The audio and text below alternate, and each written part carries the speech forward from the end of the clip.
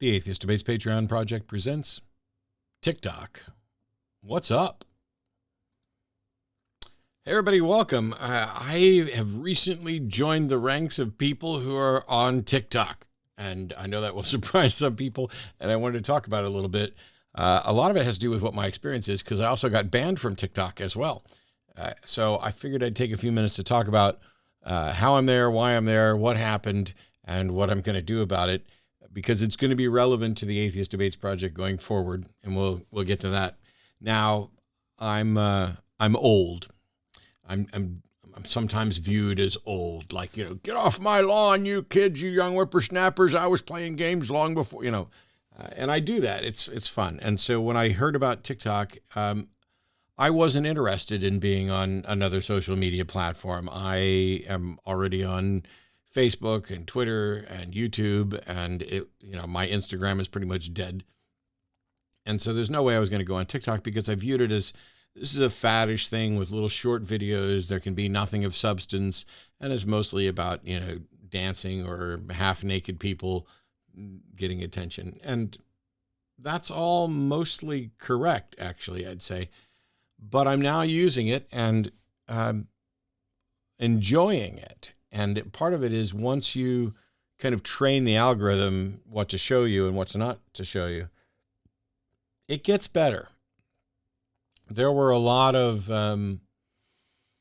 things early on that I just wasn't all that interested in. I mean, I like attractive people as much as the next person, but I'm happy to see dancing and stuff like that. But I really wanted more in the way of conversation, more in the way of education. And when people kept saying, you need to be on TikTok, you need to be on TikTok, I didn't understand why. There wasn't anything there that I thought was going to be useful, because brevity is not my strong suit. I tend to be more verbose in explaining, because I hate a lack of clarity. I'd rather use more words and say more, so that I avoid as much confusion as possible. I find some things in the faddish realm of TikTok incredibly confusing, because I'm missing context. The context is based on, you've been on TikTok and you've seen these other things. I made 2 posts while I was just learning how to use it.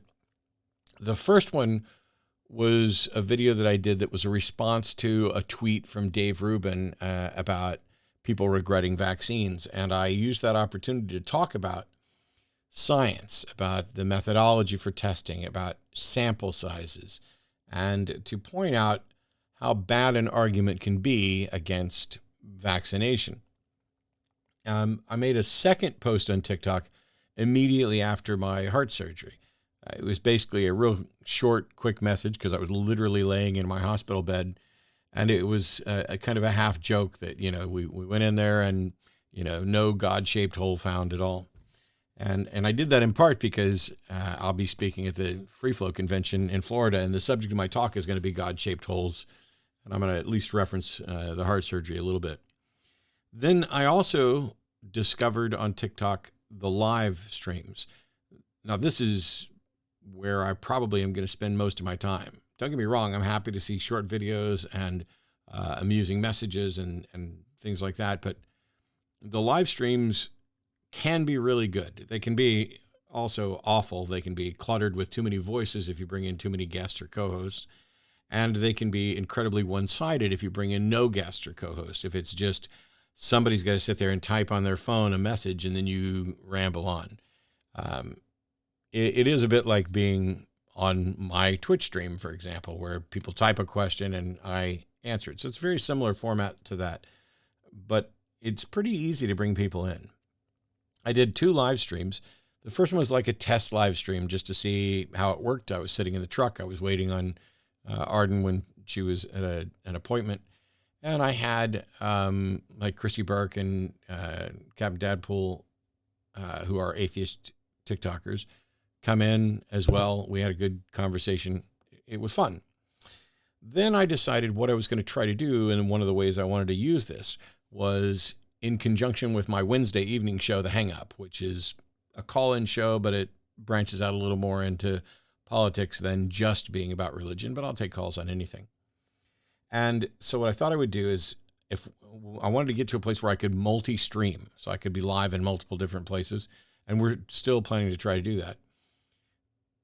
But I thought I would set up my phone here on the desk and use it as like a backstage thing. So I went live on TikTok about 5 or 10 minutes before I went live on YouTube, and was, talking to it and everything else. And just after we went live, I saw a notice pop up saying, your account has been temporarily suspended, and you can click here to request an appeal. And it was shocking and frustrating, but I did click the thing to submit an appeal. And that's all I did. I didn't go out and submit an email requesting a review or anything like that. The next morning I woke up, and when I went to check TikTok to see if anything had happened, it said that my account had been permanently banned for multiple violations of community standards. I find that hilarious, and there was nothing in any of my posts that was a violation of any community standards, as anybody could see, given all the other stuff that you see on TikTok. And I talked to a few other atheist friends of mine who were like, oh, yeah, that happens all the time. You were probably the victim of a mass flagging where someone's, some people don't like what you're putting out. They don't like the fact that you're on TikTok. And so they all just submit reports. And then the automated tracking thing says, oh, we've gotten so many reports on this person. It's multiple violations of community standards. And it like auto bans you. And it was explained to me that there are atheist YouTubers or atheist TikTokers that are on their 5th or 6th account. So they get banned, they go create another account. They get banned, they go create another account. I'm not doing that. I don't need that platform at all. It's interesting. I think I can make use of it. But if my account is going to get banned, that's just it. So after the appeal, I just went about my business. And 4 or 5 days later, TikTok was on my phone. I clicked on it just to see if it was ready for me to download the data, because that's the last thing they'll let you do is after you've been banned, you can submit a request to download your data. And I did. And that day, I was no longer banned. And there was a note there that not only could I download my data, but that upon review, it was determined that I had not violated community standards, and my TikTok's back up and running. And as of today, February 27th, 2022, it is back up and running. And I've engaged some there, and I thought I'd talk about that a little bit as well. First of all, there are a lot of other atheists on the platform. Some of them have a lot of followers. Some of them will put up amusing videos or responses to people, and it's really good because it forces brevity. In the same way that I don't want to have debates on Twitter because there's not enough space there to get anything of substance across, I wouldn't want to have debates in like a 15, 30, or 60-second TikTok thing. But where someone has said something problematic or ridiculous, you can clip that and then say, here's why that's wrong, or here's your fallacy, this is your fallacy here, or some amusing response to it that others can make use of. And so watching the regular TikTok content from atheists can give you the quick foundations of responses. You will need more than that. You will need an understanding, which is what I'm hoping people get when I do the atheist debates video or videos. And, when I'm on Atheist Experience or Hang Up, you'll need something more substantive to be able to respond thoroughly and readily and accurately. But they give you a great starting point for thinking and for saying, oh, well, hey, if prayer works, why won't God heal amputees? That kind of thing, but with more meat and not so much that it becomes overwhelming. And I mean that for almost anybody. Almost anybody could sit here and just let me scroll through atheist TikTok, 15, 30, and 60-second clips just all day and get a lot out of it. There's also some crap on there. It's not all good, but that's true for any platform. Some people would say that my content's crap. Some people would say it's awesome. I'm not here to judge that. But the other atheists that I found there, some of them are really good, and some of them you will in fact be seeing on the Atheist Experience and perhaps on the Hang Up as well in the coming months. It is giving it's almost like a possibility to audition potential voices. And there's some people there who have, way more followers than a lot of the YouTubers that you're going to watch. It's taken off and it's fun. In addition to the atheists who are there and the fact that there's good content, some of whom you'll see, there are also a lot of apologists. And unfortunately, like any other platform, and just as it is with the atheist content, some of them are really good and some of them are absolutely awful. There are a number of them that are just flat out dishonest. It'll be like, oh, Jesus is Lord, ask me anything. And I'll ask, how can you demonstrate that Jesus is Lord? And they'll say, oh, because in the Bible. And then I say, how do you demonstrate that the Bible is true? Because the Word of God. How do you demonstrate that it's actually the Word of God? And then I get muted or blocked. I've been muted and blocked from so many live chats just for asking questions. When they say ask questions, I don't tend, if they don't say anything about asking questions, I don't tend to try to interrupt anybody. I've walked into some live prayer meetings and I don't, if they're not taking questions, I don't say anything. I just move on. I'm not here to stomp all over people. But there are others where they might bring you in as a guest, or they might actually be open to answering questions.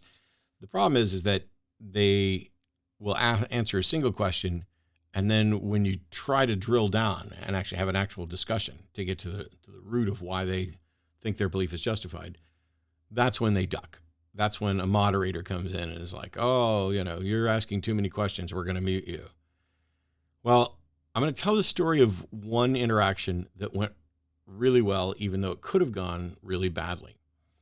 There was an apologist who was sitting in there. What kind of an apologist? I mean, he's a defender of the faith in some sense. And he was sitting there playing video games, and it was, asked me questions. And so I was asking, essentially, why one should believe the Bible. And he's like, well, for the same reason you believe science. And I was like, holy crap, are you kidding me? It's going to be hard to relay what I was thinking and what I actually typed. Now, one of the things is I'm typing on my phone, and that's annoying. I'm also on TikTok. I'm in there under my own name. It's just Matt Dillahunty. No spaces, no nothing, just Matt Dillahunty. Boom, I'm there. And I don't expect everybody I run across to have heard of me, and I don't care. This isn't about me. But when he said that, for the same reason you trust science, I tried to explain in chat that that's ridiculous, that science is about testability, which is rooted in falsifiability, and the claims that are of substance in the Bible that you would need to demonstrate are appeals to the supernatural and things that are unfalsifiable and untestable. And he's like, well, have you put the Bible to the test? And I was like, that question doesn't make any sense. And plus, I was trying to save time, and I was like, you should Google my name. And he's like, I don't care who you are. Nobody else should care who you are either. And I realized I screwed up there because this wasn't about, look who I am. Who I am is the end of your argument. I was trying to save us time because I didn't want to sit there and type for days on my phone. And it's silly if somebody knows who I am and what I do for them to say, have you put the Bible to the test? Or what are your credentials? Or why are you, this? Have you done this? Have you done this? It just shortcuts things a little easier. What I did get him to do was invite me in as a voice guest on the channel. And at first he's like, I don't invite anybody in unless they have 1,000 users or followers. I understand why somebody would do that. And it's absolutely his right to put whatever limit he wants on that. But it's also, let's be honest, a little bit of pretentious bullshit. In the entire time that I've been an activist for atheism, anytime somebody's asked me to come on their channel, I've never said, how many followers do you have? I've been on channels with a handful, a dozen followers. And I've been on channels with tens or even hundreds of thousands of followers. It never occurred to me to say, I'm only going to interact with somebody if you have X followers or more. I do understand why some people would do it, and in some cases, probably a good idea, but it just struck me the wrong way. Then when he saw that, oh yeah, he has thousands of followers, which cool. I'm glad I've been on TikTok for no time at all and have like, I don't know, 8,000 followers or something like that. That's nice. Then he invites me in, and we finally get to the discussion part of this. And I was saying, what you're essentially asking me when you ask if I tested the Bible was, have I tested the untestable? And prior to that, he'd said, well, you can't know it's untestable until you test it. And that was his downfall. Because when you say you can't know if it's testable until you test it, you are demonstrating that you do not understand the principles of testability. What he was trying to say is you can try to test it, and if it fails a test, then you know it's untestable. And that's not what untestable means. Untestable is a meta-analysis of whether or not this claim can be tested. And it's rooted in ideas and principles like falsifiability. And so if a claim is essentially unfalsifiable in the sense that there is no way to show that it is incorrect, then it is in principle untestable. So I don't have to test the claim that God is supernatural and the creator of the universe. It's an untestable claim. And what I was objecting to was him putting the belief in the Bible on the same footing as science when they're completely different. If he had answered at the beginning, hey, it's a tenet of faith, I take it, I believe this, but I'm not saying it's evidence-based, and I'm not saying it's testable, falsifiable, that would have been the end. I wouldn't have had anything to really argue. But after I'd said my piece on testability, it turns out he agreed. He basically walked back what he had said earlier and said that his position was more rooted in faith. And the key thing to get out of it is that communication can and does happen on TikTok as a platform. So I'm going to stay. If my account gets banned, I'll file appeals. And if it's ever permanently banned again and it doesn't come back, then it just doesn't come back. But as long as I have access to this account, because I'm only going to make the one, probably, I plan on engaging on TikTok and doing it in lives. And sometimes I'll be jumping into apologist live streams who want to be asked questions, and I'll ask them questions. And some of those I'll record. Sometimes I'll be jumping into atheist streams, either to interact with them or see how they're doing. Sometimes they bring me on. I really don't care. This is not about, ooh, bring me into your chat. It's fun for me. And it's exciting to watch new activists work a new platform that I don't know well enough at all. I think it's a good platform for some things, and I'm seeing some really good discussions, but I'm also seeing some awful ones. And yes, not only will I be engaging with apologists on behalf of religion, but there's another subset of things that happen in live TikToks, and I'm going to try to engage with them as well. And that is, there's a whole truckload of woo. There are people doing tarot readings and psychic readings and healing things and all this other stuff. And I plan to try to engage with them as much as I can. Now, the content from those, mostly it's just going to be me having fun on TikTok, but I may on occasion also record those interactions so that if there's a conversation where clarity arrives, where we, like this other discussion we had the other day, where prior to engaging, we were at odds and not understanding each other. And then we reached a point where somebody learned something and their mind changed, whether it's me learning and changing my mind, which I like to do and do frequently, or them. If it's good enough, then I'll probably cut it out and paste it on YouTube, either as an atheist debates video, if I think it's something that teaches something important about having the conversations, since that's what this channel is all about, or as a bonus video, if it's just amusement, like my friend Simon Dan or others will occasionally post like the worst pseudoscience arguments or the worst flat earth arguments and stuff like that. By the way, I found myself in a chat room on TikTok, or in a live stream on TikTok with a flat earther who, man, I wish I would have recorded it. It was wild how they just dismissed the very concept of knowing anything. Everything's just because people told you.